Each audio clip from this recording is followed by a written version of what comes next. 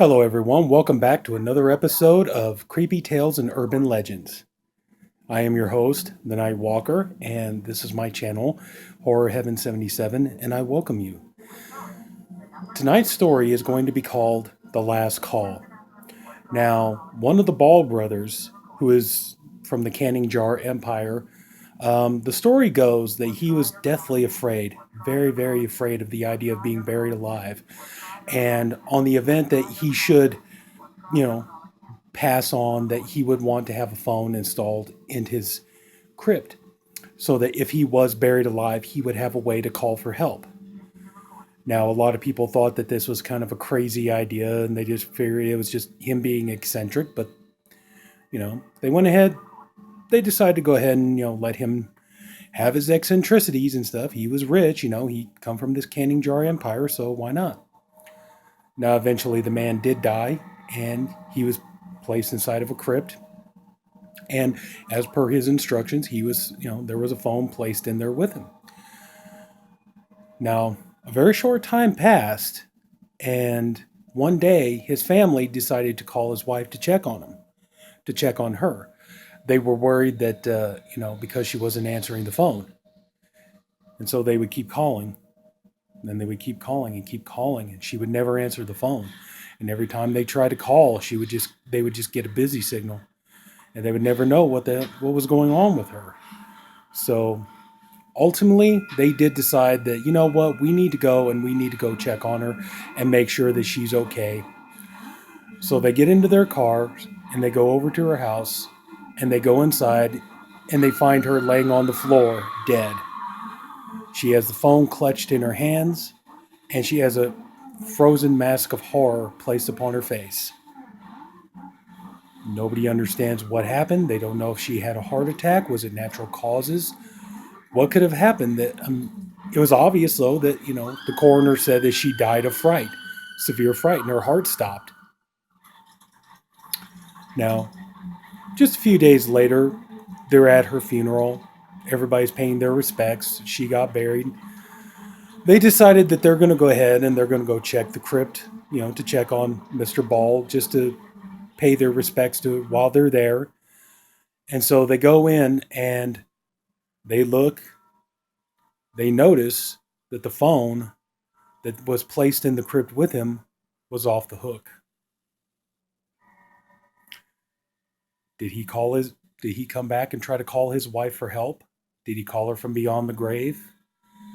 Did somebody call as a hoax? Playing themselves off as her husband, and that's what made her die of fright? Did she recognize his voice? Who can say? But this is an old urban legend, and this also ties into another.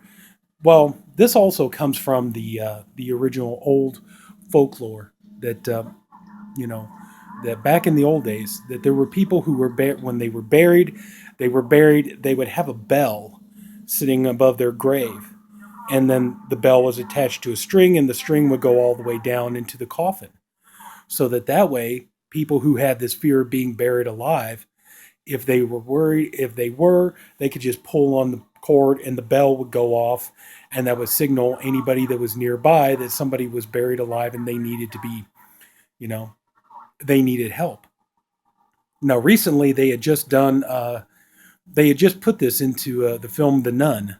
If you've seen The Nun, there's a scene where, um, you know, the priest, the main character, he gets buried alive and he's calling for help, and there's the string that's attached to the bell, and the only way he can signal for help is he keeps pulling on the string, for the bell to go off, hoping that somebody will come along and help him and get him out of there. But anyway, though, also too, this also makes me think of the Twilight Zone episode of I can't remember the name of the episode, but it was written by Richard Matheson. Night Call, that's what it was called, Night Call, where the old woman, she keeps every night she keeps getting these calls, and she doesn't know where the calls are coming from. She doesn't know what's going on.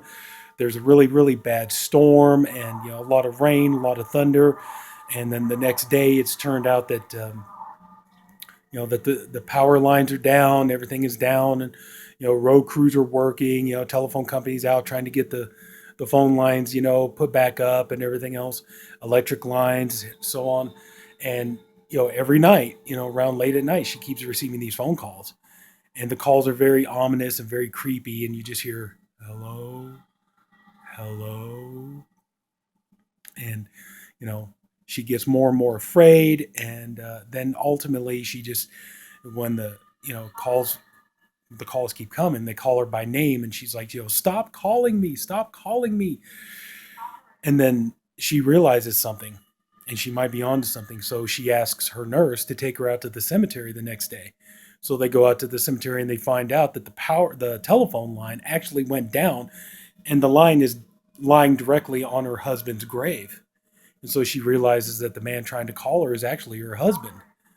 And so she mentions that while he was alive, he did everything I told him to. It's like anytime I wanted him to do something, he always did it. And so that night, she sits there eagerly awaiting because she wants to talk to him. And the phone finally does ring, and she's hello, hello, honey, is that you? I want to talk to you. I want to talk to you. He's like, no, I'm going to leave you alone. She says, no, no, so it's like, I always do what you tell me. I'm going to leave you alone. And she's like, no, I didn't know it was you. Come back, come back. Anyway, that's going to pretty much do it for this episode of Creepy Tales and Urban Legends. I honestly hope you enjoyed this episode. If you did, please like and subscribe. There'll be weekly videos posted. And until then, take care. Have a good night. I am the Night Walker, and who knows, maybe I'll see you out at night strolling about. Take care.